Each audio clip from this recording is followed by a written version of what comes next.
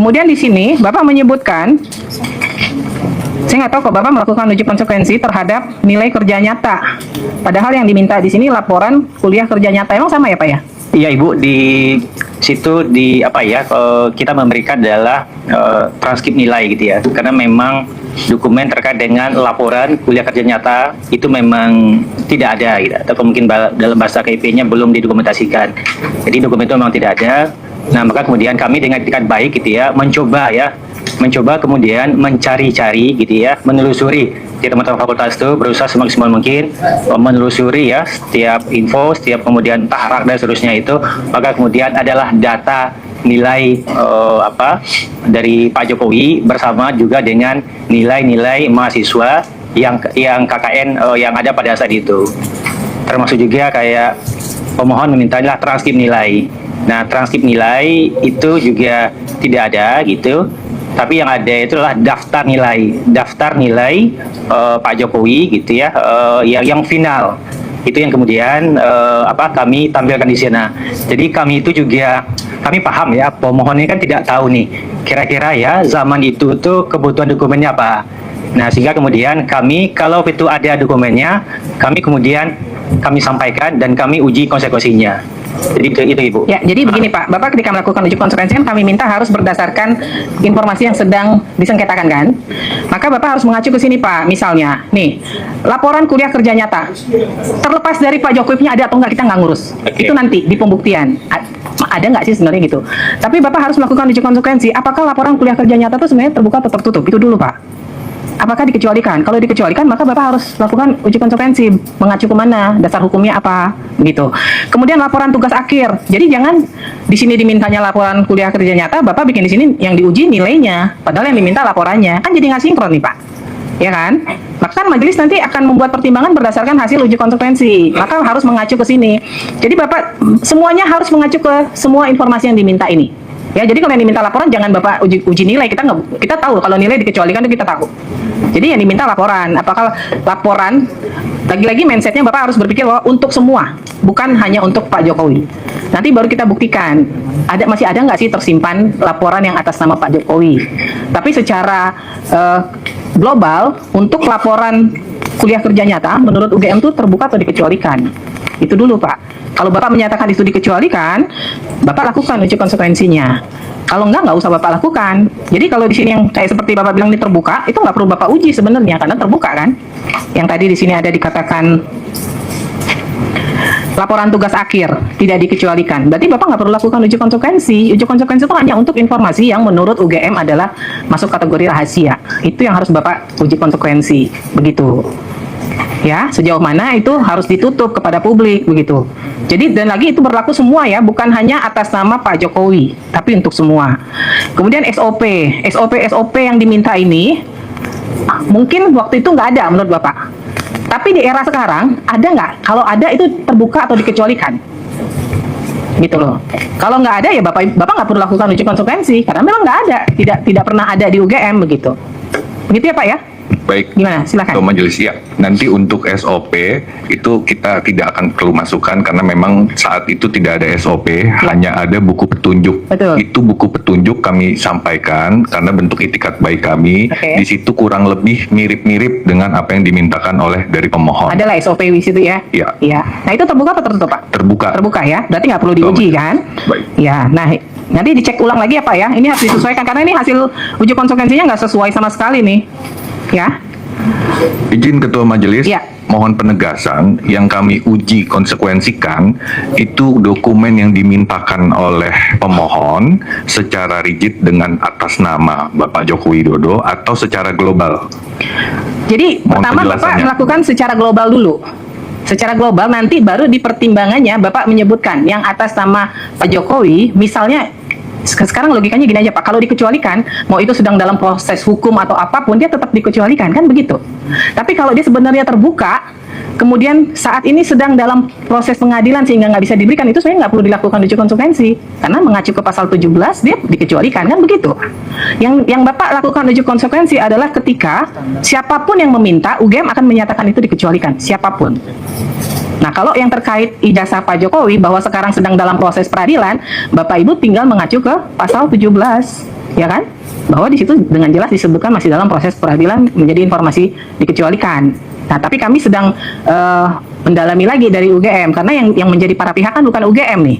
Para pihaknya adalah orang lain, hanya dokumennya sedang dipinjam, dalam tanda kutip dipinjam oleh Mabes Polri atau oleh Polda Metro Jaya dalam kasus sengketa yang lain, ya kan? Kan para pihaknya bukan UGM kan?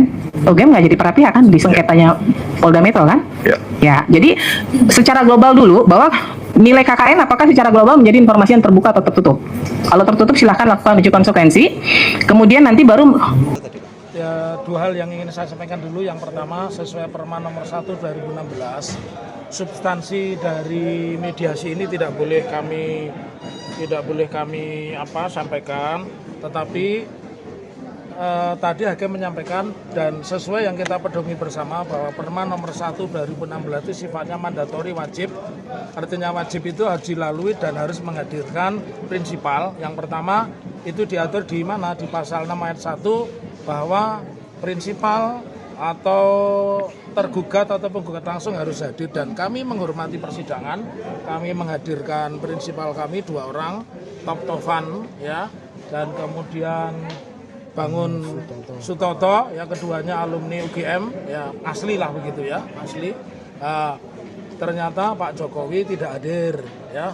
Lalu yang menarik, kami konsisten karena kami substansi dari masalah ini adalah prinsipal, supaya menghormati acara mediasi di pasal 7 itu disebutkan bahwa mediator wajib menghadirkan prinsipal, maka mediator di dalam pertemuan ketiga yang akan datang ya itu menginginkan adanya call conference, dan kami dari penggugat ditanya, kami siap mengatakan call conference ya, dan dengan cara apapun kami siap. Tetapi sepertinya dari kuasa T1, T2, T3 itu tidak bersedia hadir ya.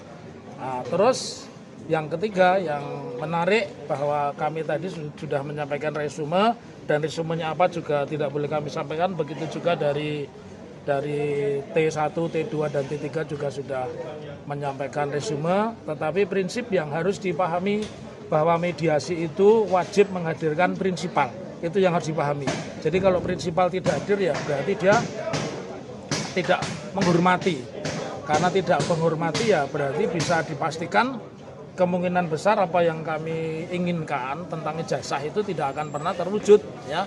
Dan sesuai dengan pernyataan awal ketika kami memasuki ruang pengadilan tadi, kami mengatakan kemungkinan besar deadlock. Ternyata persis. Jadi kalau kita sudah punya pengalaman panjang mengikuti persidangan, tentu kita tahu arah sebuah persidangan ini apakah ongoing proses atau deadlock, dan sepertinya minggu ketiga besok deadlock. Silakan, mungkin ada. Dalam mediasi hari ini, masing-masing pihak telah menyampaikan resume yang pada pokoknya pihak penggugat meminta agar klien saya, Bapak Insinyur Haji Joko Widodo, supaya memperlihatkan ya ijazah asli, ya, ijazah asli. Nah, atas tuntutan tersebut, kami sudah memberikan suatu tanggapan dan sudah kami formulasikan dalam bentuk resume yang pada pokoknya satu, bahwa klien kami, Bapak Insinyur Haji Joko Widodo, pada prinsipnya secara tegas menolak atas permintaan tersebut. Alasannya apa? Yang pertama, bagi Pak Jokowi tidak ada kewajiban hukum untuk memperlihatkan apalagi menyerahkan kepada pihak yang tidak memiliki otoritas hukum, termasuk kepada masyarakat atau kepada publik. Yang pertama. Kemudian yang kedua, terkait keberadaan ijazah Pak Jokowi asli atau tidak, sebetulnya sudah terkonfirmasi adanya pernyataan sebagaimana yang disampaikan oleh Rektor UGM maupun Wakil Rektor di bidang akademik, yang pada intinya bahwa benar Pak Jokowi sebagai alumnus Fakultas Kehutanan Universitas Gadjah Mada tahun 1985 dan didukung adanya bukti akademik yang lengkap dan akurat.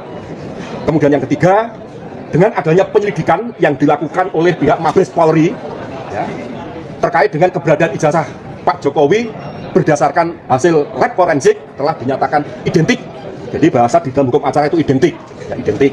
Bahkan sampai saat ini terkait dengan adanya kasus ijazah tersebut telah ditingkatkan pada tahap penyidikan dengan terlapor 12 orang yang selama ini diberitakan, bahkan di dalam resume yang diuraikan oleh penggugat dicantumkan pula secara jelas, yakni Bapak Roy Suryo dan kawan-kawan. Kemudian alasan berikutnya bahwa Pak Jokowi ini bukan sebagai penyelenggara negara, bukan sebagai pejabat publik. Nah, oleh karena tidak ada pejabat. Halo teman-teman, selamat datang di channel saya Dewa Politik. Wadah edukasi dan diskusi kritis mengenai isu-isu strategis, dinamika hukum, serta keterbukaan informasi publik di Indonesia. Pada kesempatan kali ini, Dewa Politik akan mengulas dan menyoroti secara mendalam dinamika persidangan sengketa informasi publik terkait polemik verifikasi dokumen dan keabsahan ijazah akademik mantan Presiden Joko Widodo. Sebelum kita masuk ke dalam pembahasan utama, kami menghimbau Anda untuk menekan tombol subscribe, menyukai video ini, serta mengaktifkan lonceng notifikasi agar tidak ketinggalan analisis-analisis hukum dan politik terkini dari channel Dewa Politik. Adapun yang menjadi poin-poin yang akan kita bahas dari video cuplikan tadi, poin pertama, penerapan uji konsekuensi informasi publik. Sahabat Dewa Politik, jika kita mengamati jalannya persidangan sengketa informasi publik di Komisi Informasi, terdapat satu aspek mendasar yang menjadi perhatian utama majelis hakim, yaitu konsistensi penerapan uji konsekuensi terhadap dokumen publik. Berdasarkan Undang-Undang Nomor 14 Tahun 2008 tentang Keterbukaan Informasi Publik, pada dasarnya seluruh informasi publik bersifat terbuka kecuali informasi yang secara khusus diatur dan dikategorikan sebagai informasi yang dikecualikan atau bersifat rahasia. Poin kedua, prosedur uji konsekuensi badan publik. Dalam konteks sengketa informasi akademik yang melibatkan lembaga pendidikan tinggi seperti UGM, terdapat beberapa hal yang penting dan perlu dicermati. Pertama, penetapan kategori dokumen. Institusi atau badan publik wajib menetapkan status awal suatu dokumen. Secara umum, apakah dokumen laporan kegiatan atau dokumen akademik tersebut tergolong informasi terbuka atau tertutup. Kedua, kesesuaian objek pengujian. Uji konsekuensi harus dilakukan secara presisi terhadap objek informasi yang dimohonkan. Apabila pemohon meminta dokumen laporan kegiatan, maka pengujian kekecualian tidak dapat dialihkan menjadi daftar nilai. Ketiga itu, ketentuan pengujian. Apabila suatu dokumen sejak awal telah dikategorikan sebagai informasi terbuka, maka badan publik tidak perlu lagi melakukan uji konsekuensi. Uji konsekuensi hanya ditujukan pada dokumen yang hendak dirahasiakan berdasarkan alasan hukum yang sah. Poin ketiga dari pembahasan kita tadi, dinamika mediasi dan prinsip kehadiran para pihak. Selain itu, dalam proses persidangan dan mediasi, kehadiran para pihak atau prinsipal menjadi isu sentral.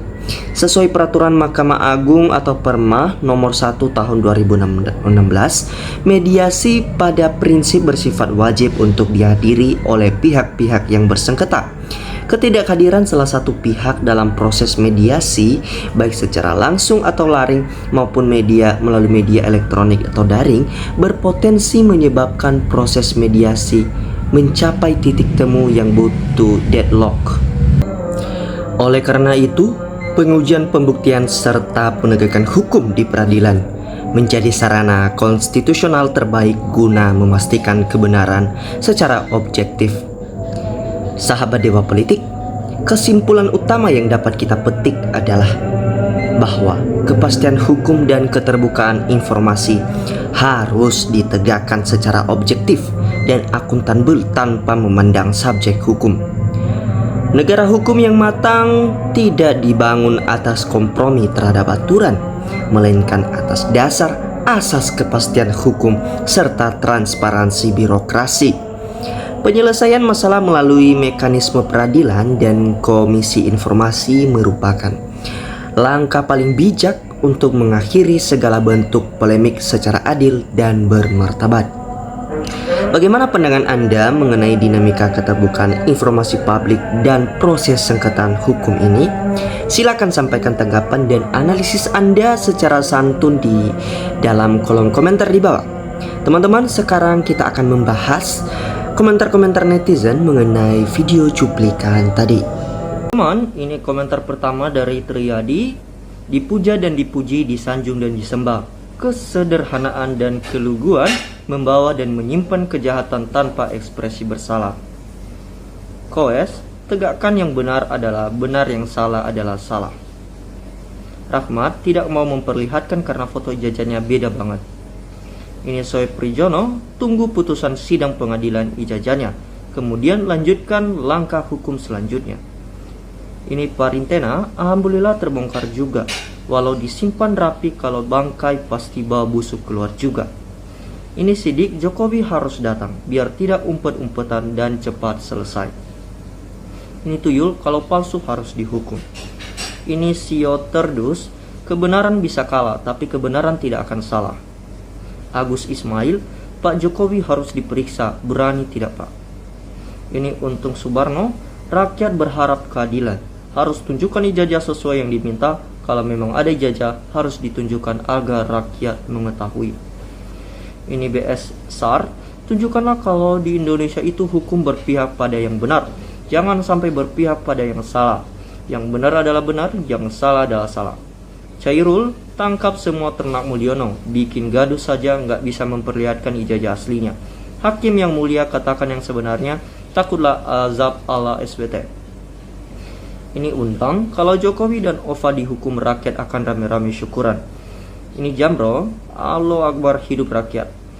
Ini Mang Muyak, hadirlah dalam sidang hukum bila itu warga WNI yang baik untuk contoh rakyat bawah.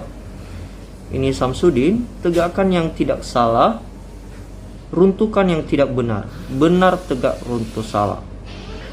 Ini Ibu, memang Allah selalu berpihak pada yang benar. Alhamdulillah, Arobi, alamin, detik ini perjuangan Pak Roy dan Dr. Tifa telah berhasil atas ridho Allah Subhanahu wa Ta'ala. Ini Arimbi, orang baik adalah orang yang taat hukum. Ini Pulia Jati, alhamdulillah semangat Bapak Roy dan Dr. Tifa.